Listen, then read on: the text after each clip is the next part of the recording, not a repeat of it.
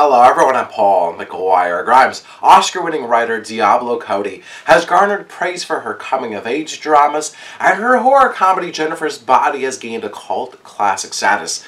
Now she's back with a zombie love story with Lisa Frankenstein. It's in theaters, and I want to talk about it. This is Paul's trip to the movies.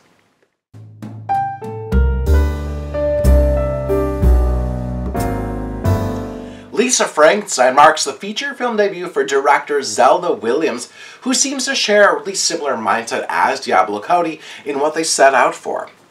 The film is set in 1989 and stars Kathryn Newton as 17-year-old Lisa, who's a bit of a loner and outcast in school and at home.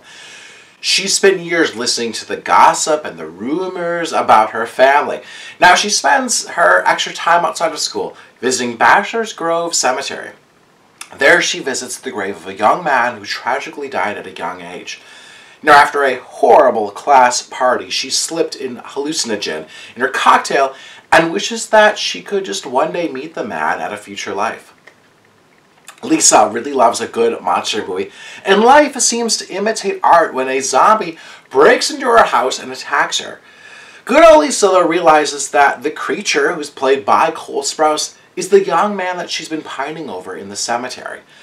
A connection forms between them, and Lisa sets out to help the creature by way of a tanning bed to jolt him back to life one limb at a time. The film also stars Carla Gugino as Lisa's wicked stepmother. Lisa Frankenstein gets that 80s vibe down pat just instantly, thanks to its classic soundtrack full of just good bangers and the image of Kathryn Newton just teasing her really big hair. Diablo Cody has such a distinct voice, much like John Hughes did at capturing that era.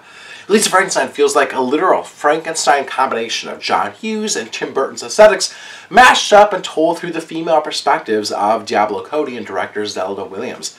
You can see them playing homage to these greats without it ever feeling like a copycat ripoff.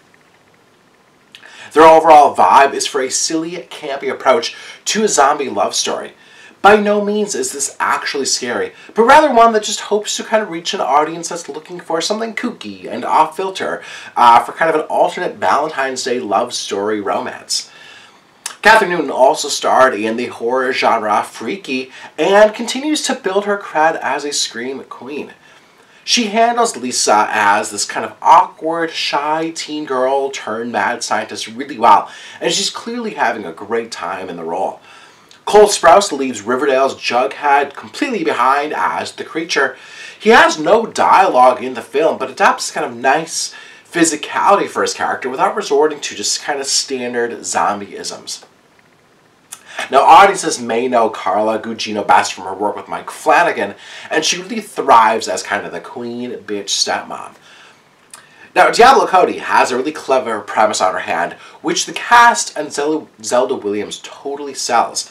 The middle seems to really drag for me, though, and I think that the film could allow it to be a little bit more fleshed out. It loses some steam, and I think that there could be more hijinks, murders, or frights, just to kind of keep this moving. The creature's backstory could have been explored more, or the supporting cast of these kind of high school brats could have been amplified to just raise the stakes for Lisa. Diablo Cody and Zelda Williams aren't afraid to completely go there for the climax, which should have audiences either howling with laughter or they'll just pick their jaw off the floor. They're a winning director, a writer pair with a mutual kind of vision for a sense of storytelling. Now, let's get a Jennifer's Body, Lisa Frankenstein crossover sequel greenlit ASAP. I think those worlds would work really well together. I'm going to give Lisa Frankenstein 3 out of 5 ticket stubs. If you like my review today, click subscribe on my YouTube channel. I actually got to interview the 4 of them, Sprouse and Kathryn Newton, Diablo Cody, and Zelda Williams. So take a look at those interviews. I'd love to hear from you. They had a really great time talking about making this film, and I got to talk to Diablo Cody about living in Minneapolis. So check those interviews out. Paul's Trip to the Movies is brought to you by Imagine Theaters. Tickets are now on sale for Lisa Frankenstein. So bring a date, bring some friends, and just have a really silly good time. Tickets are also on sale for Argyle and Mean Girls, And come join me for my movie series, Paul McGuire Grimes Presents.